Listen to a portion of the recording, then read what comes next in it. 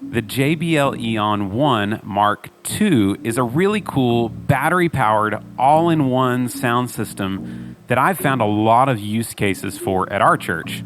So Sweetwater sent me out a couple of these systems. They are sponsoring this video, and I just wanted to share with you guys my experience using them and give you some ideas of how you might be able to utilize a battery-powered system like the JBL Eon One Mk2 in your spaces. Well, welcome back to the channel, guys. My name's Ryland, if we haven't had the chance to meet yet. I am a worship and media arts pastor here at Central Baptist Church in Owasso, Oklahoma. I'm always on the hunt for budget-friendly solutions to our tech ministry needs, and I've always found that the best tech solves a problem. And one of the problems I've had throughout the years is these little events or pop-up things where we need a sound system that is battery powered. I don't have the opportunity to plug in, or it's just not convenient. And we've tried some other systems that are battery powered, and they've just left a little bit to be desired. I've found myself time and time again grabbing these speakers for different use cases, whether that's an outdoor battery powered lobby speaker, a pop-up prayer time in our construction zone that we need some microphone reinforcement.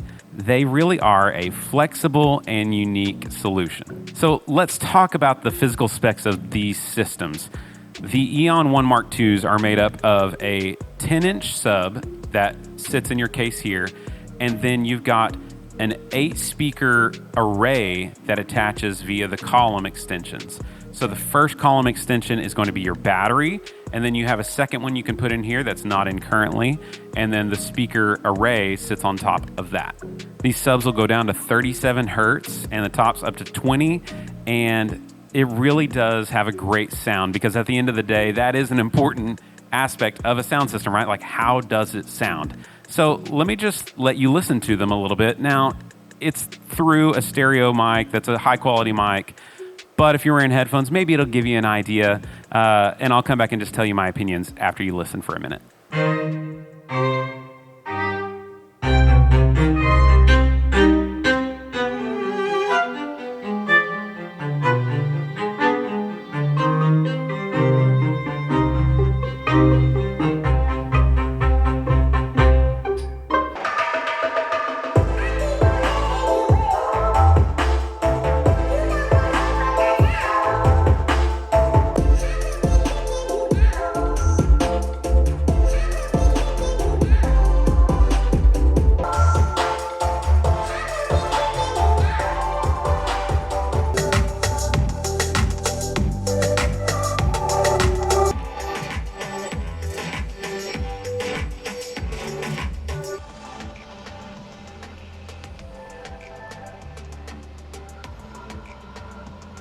I've been pleasantly surprised with the sound quality of these speaker systems. It's such a compact little setup, but it really does pack a punch.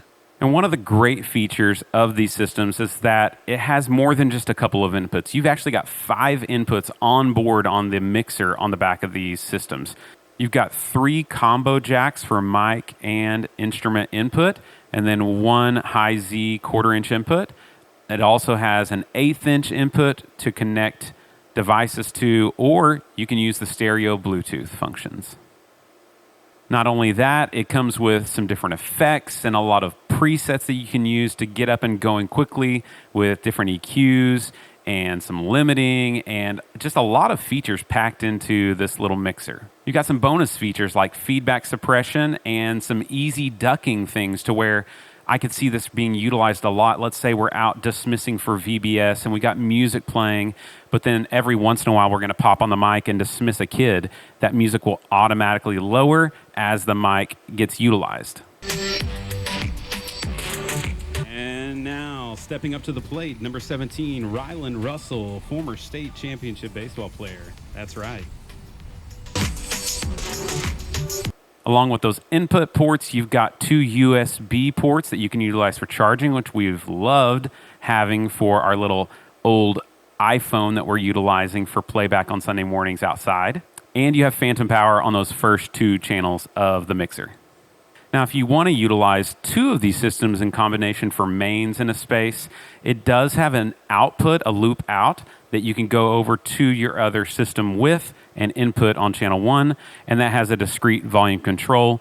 So you could have a small setup, say acoustic guitar, vocal, piano, all going into one of the systems and then looping out to your other output. Or you could have a separate mixer that's sending a left and a right, obviously just like any other system out there. Now let's talk about the battery and how mobile this whole rig is. It weighs 42 pounds. Everything, the column arrays tuck into the sub cabinet. You've got a little lock there to lock those in and then a handle to carry it. 42 pounds, I've really found is pretty easy to lug around. No problem taking this wherever you need to go. And the battery is going to last you 6 hours. It takes about 2.5 hours to charge. And when you're charging, you're going to need to leave the battery, which is the first post, in the actual sub cabinet while it's plugged in. That's how it's going to charge that battery. And JBL does offer extra batteries that you can utilize a dual charger that's external if you really need to be able to like hot swap and just go all day. Some other great use cases for a system like this in a church specifically would be things like, hey, we're going to do an open mic night thing up at the coffee shop. Let's just grab these and have some inputs available. People can connect via Bluetooth with their phones, play their songs back, throw in an acoustic guitar. You've got onboard effects. Really solid for something like that because of the 140-degree wide dispersion and 30-degree vertical, so it can really cover a wide space. Any outdoor event that you're going to do at your church, on campus, or out in the community, these are perfect for. We've done community outreach events where we go into an apartment complex and set up inflatables and give out snow cones, and we just need to have a microphone and music. Perfect for something like that. We have a car show here on our campus that we need to be announcing things and doing giveaways, and this would be great for that because it's out in the middle of a field without power. Another great problem that these solve is, let's say the power goes out at your church. We've had that happen where we've then had to try to have some acoustic type service just while everything was getting set back up. These are great to just have plugged in backstage, ready to go in a pinch with like an SM58 already sitting there in the box, ready to go. And you just bring them out, plug them in, plug an acoustic guitar in. And these would really cover, I think, enough for a couple hundred people. One question I think I'll get is, could we use these as mains in our space? Well, I tested that here in the venue that seats around 165 people. We have 2 sets of speakers because this is kind of a longer room. And in here, it sounds great. It's loud enough, but I don't like the throw distance of getting to the back because now your front rows have to be louder than your back rows. Plugged in, these give you like 123 decibels of headroom, 119 on battery power, I think is the spec. They say it's 1,500 watts peak, 400 watts continuous. So in a space that seats maybe 100 people, that's wide, 150, I really think it would do a good job filling that space with a left and a right combo of these speakers. And one thing I haven't mentioned yet is the app controllability. The JBL app that you can install on your iPhone or smart device, I found is really solid as far as like controlling the speakers. Like I've been way far away in our building and all of a sudden I realize I'm still connected via Bluetooth to these guys when they're playing music outdoors. And so you can control a lot of the aspects, all the aspects through the app of each speaker. And it just gives you a lot of power to where if you wanted to set these up and run front of house from that app, you could do that. Now, what I did find was the Bluetooth connection from this speaker to the other speaker system, it was a little glitchy in our space.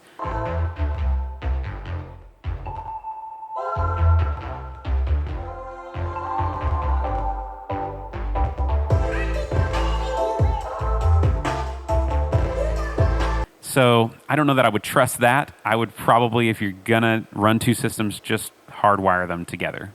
And like all technology, nothing is perfect. So let me just share with you some of the cons that I might have for this system that you should consider. The first one is the clip function of these speaker systems.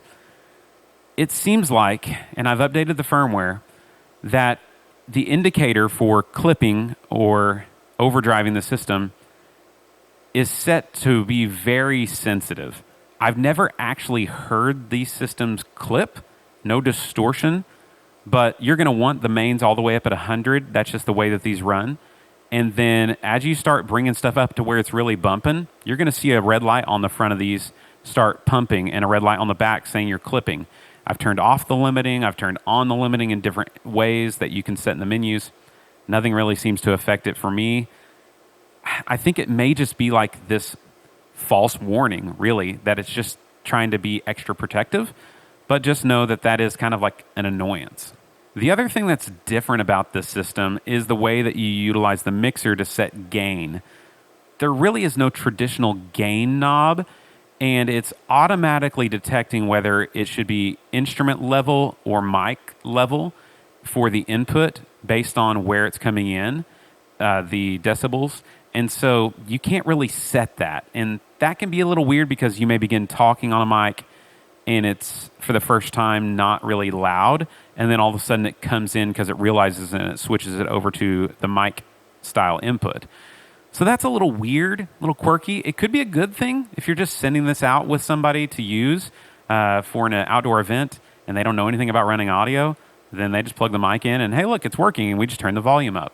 So just know that is a little different. Other than those few little minor annoyances, I really think these are a solid system. I've reviewed and used other systems like this, and I think that these really shape up well against the competition, and none of those were battery powered. So the bonus of the 6-hour battery life takes it over the top for me to say I could definitely recommend these to just have around at your church. You'll find a lot of different ways that you can utilize a system like the JBL Eon One Mk2. So what comments, questions, or concerns do you have about this system? Drop those in the comments. I'll do my best to answer them. And at the end of the day, it's just technology, but technology helps us solve problems and do ministry more effectively. And so remember, though, guys, at the end of the day, we can do a lot of great things.